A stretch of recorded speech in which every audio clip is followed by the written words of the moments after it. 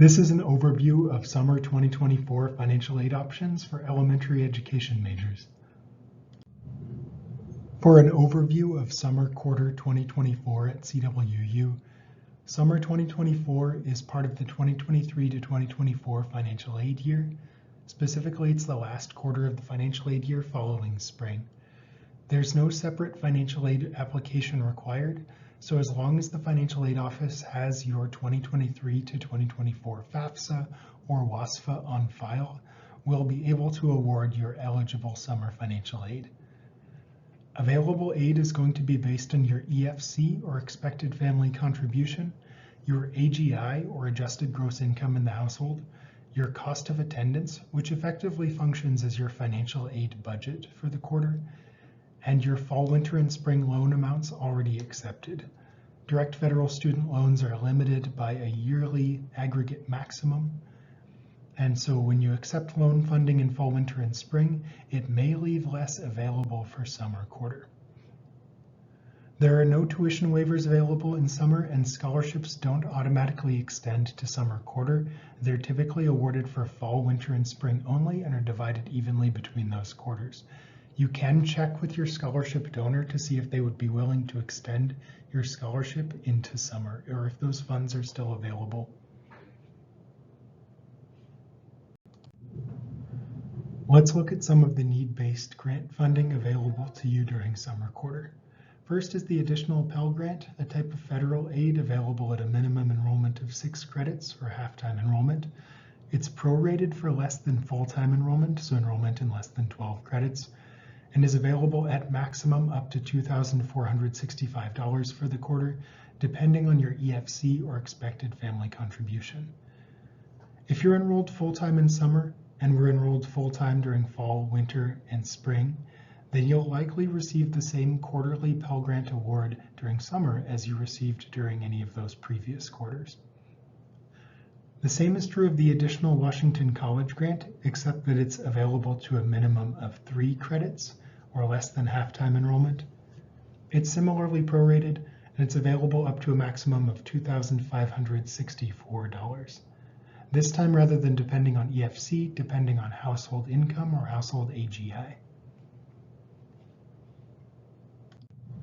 Let's talk about some of the direct federal student loans that might be available to you for summer quarter.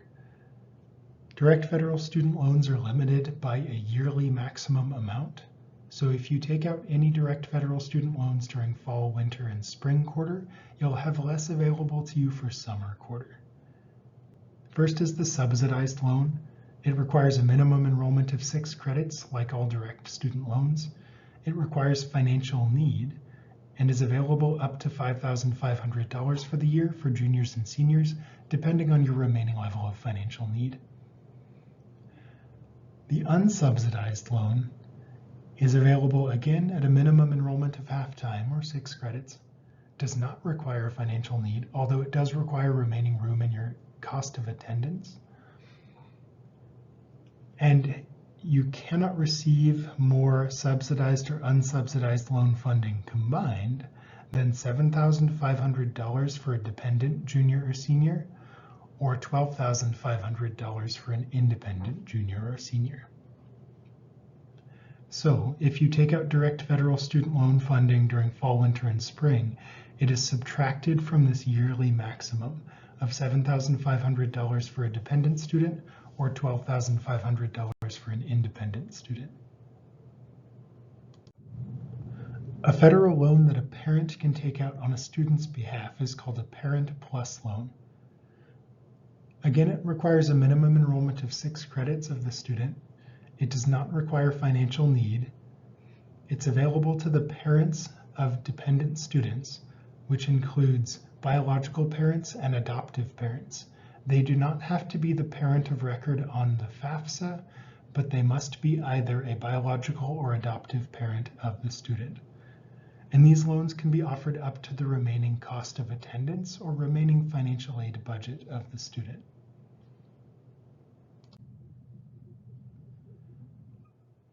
One type of aid that is available to elementary education majors and some other education majors is the Teach Grant/Loan.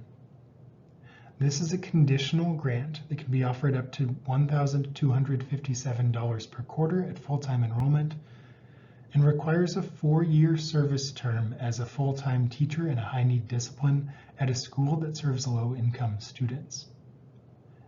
You must also teach in a high-need area if you intend to fulfill this service term. And yes, you do still receive pay for this full-time job while you are fulfilling that service term as normal. If the service term isn't completed within 8 years of graduation, the full award, all teach funds received so far, will convert into an unsubsidized loan with retroactive interest. So it's strongly recommended that a student use this as a grant and complete the 4-year service term after graduation, rather than allowing the teach grant to be converted into a loan and to have retroactive interest. The award requires a minimum cumulative GPA of 3.25, and the student must have declared an eligible major. So you might be wondering, what are the teach eligible majors?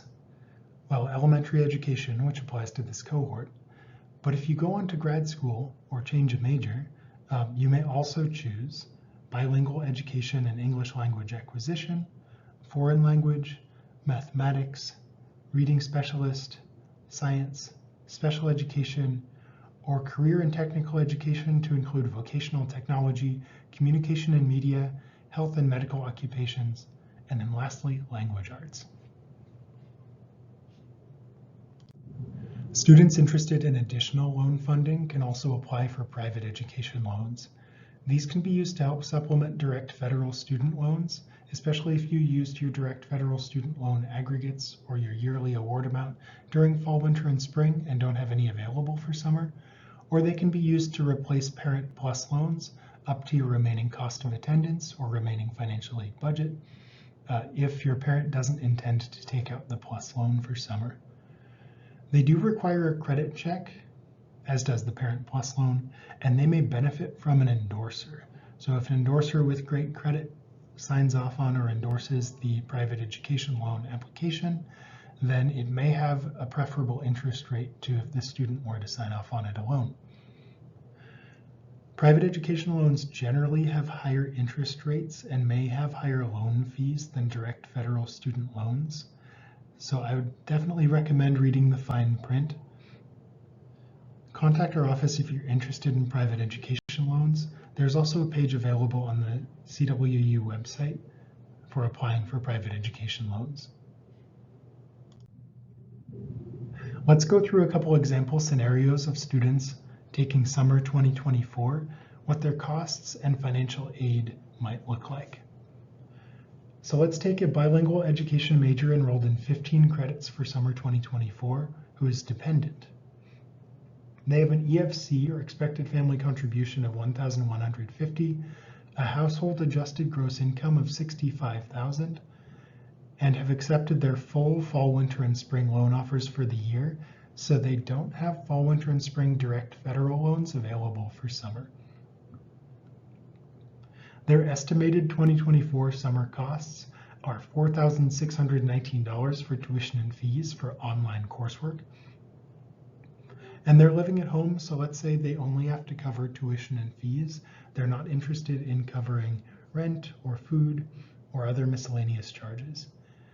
They might have a couple $100 here and there for books or technology or transportation or entertainment, but let's say that their primary cost is going to be tuition and fees.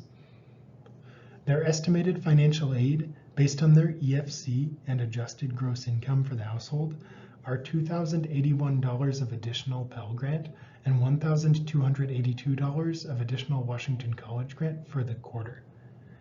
Their remaining costs toward tuition and fees must be either paid out of pocket or with a Parent Plus loan or private loan. So for this student in general, provided they're not overburdened with their coursework, I might recommend a part-time job, paying out of savings for summer quarter, or encouraging their parents to get a Parent Plus loan, or if the student would like, taking out that private education loan.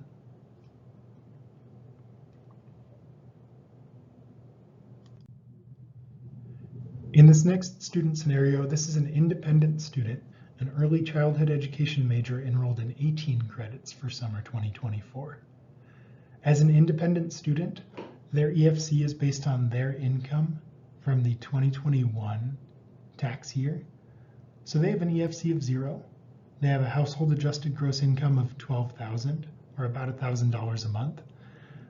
And they didn't accept their fall, winter, and spring loan offers, so they have all of their subsidized and unsubsidized loans available to them for summer up to their cost of attendance or their quarterly COA.